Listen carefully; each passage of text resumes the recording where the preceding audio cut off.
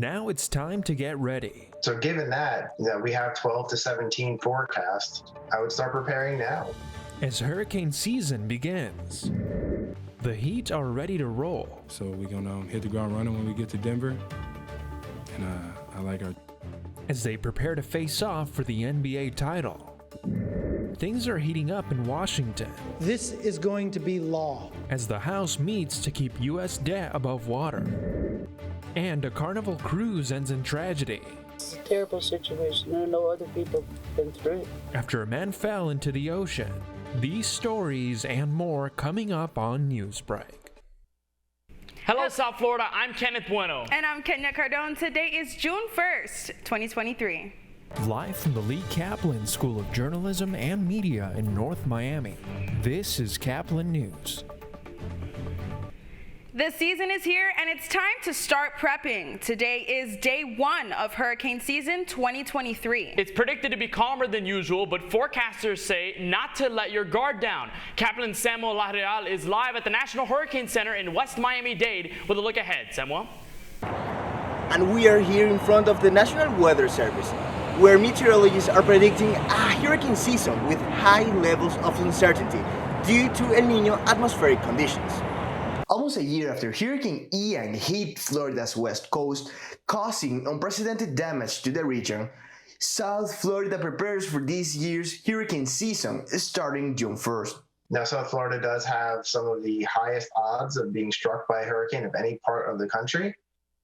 So given that, we have 12 to 17 forecast, I would start preparing now for your hurricane season. Matthew Rosencrantz, NOAA's lead for hurricane season outlook, says that despite the possibilities of a below-average hurricane season due to the development of El Niño, it is still very possible for a high-level storm to hit South Florida. And El Niños increase the stability across the Atlantic.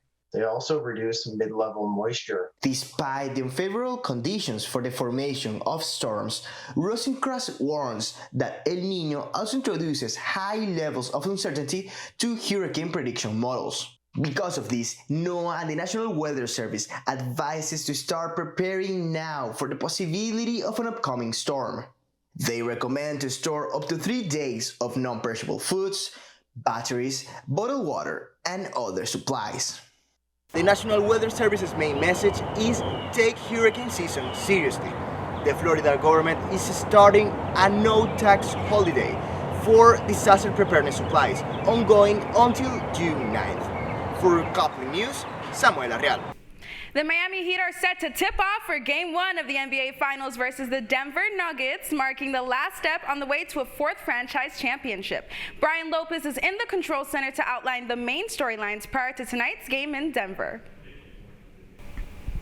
The Heat are back in the NBA Finals. After a thrilling 7-game series against the Boston Celtics, the Heat are looking to win their 4th NBA championship in franchise history. But standing in their way are a young and hungry Denver Nuggets squad. The Miami Heat and the Denver Nuggets, two teams most people would not have paired up against each other in the NBA Finals. The road for both teams have been far different. Starting out west, the Nuggets, led by two-time NBA MVP Nikola Jokic, are coming off sweeping the Los Angeles Lakers 4-0 in the Western Conference Finals. Out east, the playoff run for the Miami Heat continues after defeating the Boston Celtics in the Eastern Conference Finals. The Heat took a commanding 3-0 series lead, but Boston won 3 straight games to force a Game 7. With the momentum appearing to have shifted over to the Celtics, the Heat fired on all cylinders before sealing the deal and sending the Celtics home packing in Game 7. The Heat won Game 7 103-84, thus creating shockwaves across the basketball world as they reached their 7th NBA Finals in franchise history. The Heat are hungry to win, and Jimmy Butler has high beliefs for his team ahead of the finals. Everybody's confidence is so high. We got belief that we can do something incredibly special. So we're going to hit the ground running when we get to Denver.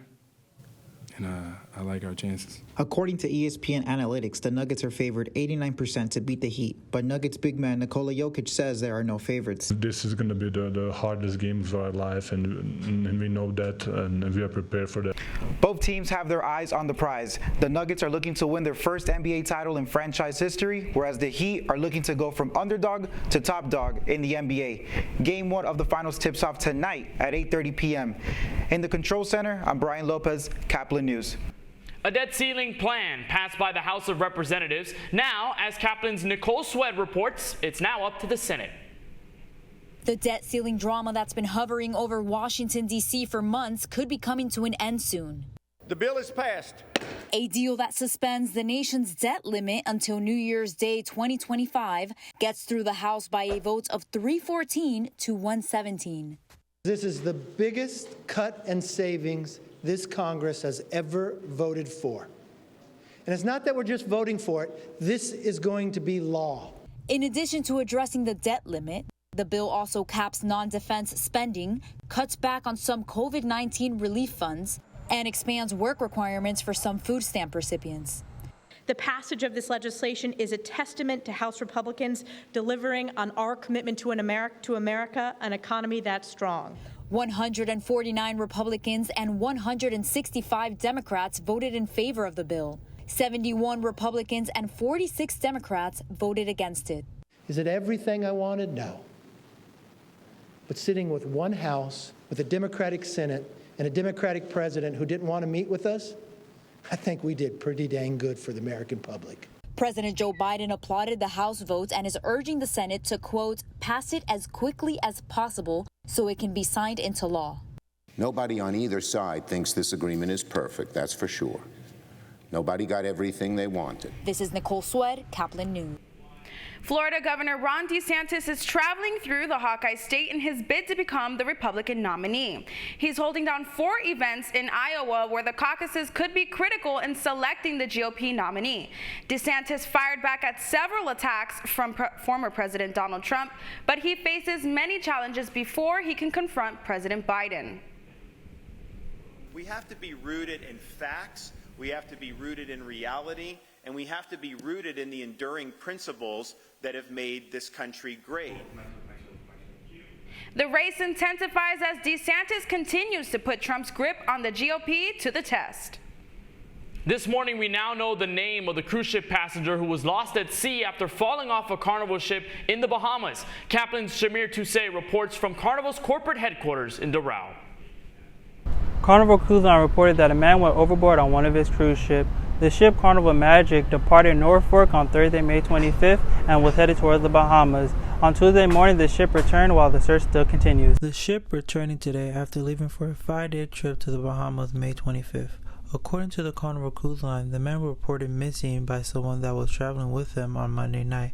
But after reviewing the security footage, it appeared that it was past 4 a.m. Monday morning when the man leaned over the railing of his stateroom balcony and fell into the water. It's a terrible situation. I know other people have been through it, but the devastation is so overwhelming.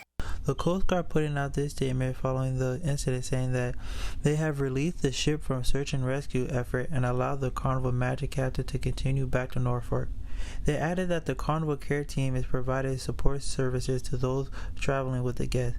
We spoke to many passengers out here as they got off the ship and told us that they weren't alerted by the Carnival Cruise Line itself about the man going overboard. Rather, they learned about the incident through the man's wife in a Facebook group. Team storming each deck, each floor, concerned, but eventually they let everybody know that he wasn't found. How did they alert you guys of that? They did, and his wife put it on the Facebook Yeah, she group. put it on the Facebook page. There was a Facebook page for the cruise. Yeah, it was a Carnival Facebook page that she added it after the security did their breaching, and she put it on Facebook. Yeah, but Carnival didn't say anything about it. I'm Shamir Toussaint from Kaplan News. A big loss this morning for Big Pharma after a court ruling. The billionaire Sackler family, owners of Purdue Pharma, must pay $6 billion for their role in the nation's opioid crisis. The historic ruling by a New York appeals court this week also clears the way for Purdue Pharma to reach a bankruptcy settlement. Many of the families involved say this civil case settlement is a major step in fighting the opioid crisis. The Marlins seek revenge at home to secure series hopes. That's still ahead, and so is this story. And so I lived in a world of journalists. I lived in the world of the Washington Post. So I had a very close relationship with journalism. Introducing the man who made Lee Kaplan news. Newsbreak will be back in just 2 minutes.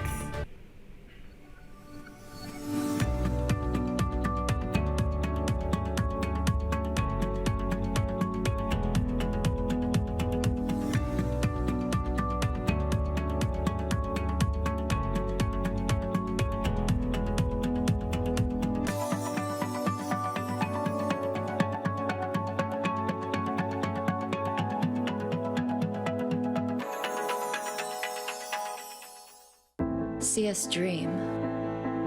See us remember. See us protest. You matter. Your feelings matter. Your identity matters. Everything about who you are matters. See us fight back. See us rebuild. See us shatter stereotypes. See us inspire. See us united. See us now.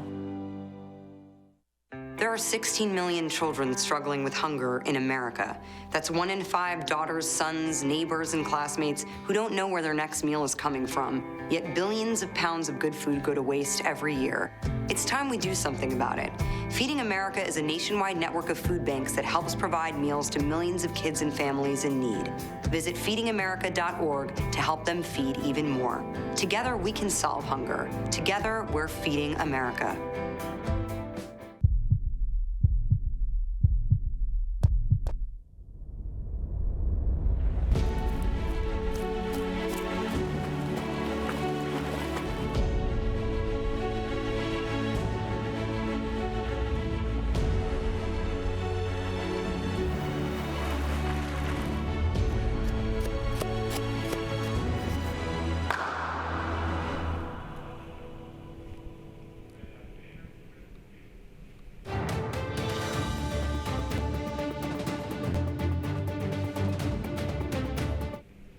Kaplan News, getting to know the man behind the name as we sit down with Lee Kaplan. He's best known as a Hollywood movie producer, but Lee Kaplan has a true commitment to journalism. Reporter Samantha Gutierrez makes the introduction. From a family of educators, Lee Kaplan continues to give back to education by facilitating a dream and donating $10 million to the Lee Kaplan School of Journalism and Media here at FIU. I think we have a chance here on this campus to make the best journalism school in the country. Just the other day, they said that the student content produced out of FIU now, today, is the best student content in the nation. I see the faces of the students here. I like that it's 73% women, and I like that it's 83 or 4% people of color because of its inclusiveness. Growing up in the South, I was a person of color. Being Jewish in the Deep South is not like being Jewish in Manhattan. He grew up in Washington with his father in the 60s and went to high school with classmates whose fathers were journalists. And so I lived in a world of journalists. I lived in the world of the Washington Post. So I had a very close relationship with journalism. He learned quickly the value of the truth in journalism and started his first educational institution along with famous playwright Luis Valdez. It was the film, television, and radio program at California State University, Monterey Bay. Lee Kaplan since moved to Florida and continues his work here. And so I decided to take it a step further and create iStar, which is the immersive studio for altered reality. And then after that, the Journalism and Media School. And we curated it carefully, Journalism and Media, because in my view, telling the truth is not shaping it in a way that builds an audience. It's shaping it in a way that tells the truth. And quite frankly, as a former litigator, a federal prosecutor, I abhor drifting away from the truth. Lee Kaplan has dedicated himself to many different passions. Whether he was an artist, a lawyer, or working for the private sector, he memorialized his experiences through writing and now wants to dedicate his resources into funding the truth in stories. It's so important to set the right example because young people are sponges for information and they're picking up everything, the good, the bad, and the ugly. And I think the chance to combat that is an important opportunity, not only for students who are growing up in this era, but for me to see that it can be changed with the right people at the right time. I'd like to get a little more good going for us. Now, with Lee Kaplan as our funder, we've entered a new era of innovation and journalistic excellence. For Kaplan News, I'm Samantha Gutierrez. The Miami Marlins are looking to take the series against the San Diego Padres after a big win at home. It was a bit of a slow game and one the Fish had to come back from, being down by 1 since the 3rd inning. But it wasn't until the 9th and final inning that Gene Segura and Nick Fortes both hit singles for the overtake victory. The final score was Marlins 2, Padres 1. The Marlins will play their final game of the series against the Padres later today at 1:10 p.m. Well, that's all the time that we have for Newsbreak. I'm Kenya Cardone. And I'm Kenneth Bueno. Get more news anytime at kaplannews.fiu.edu.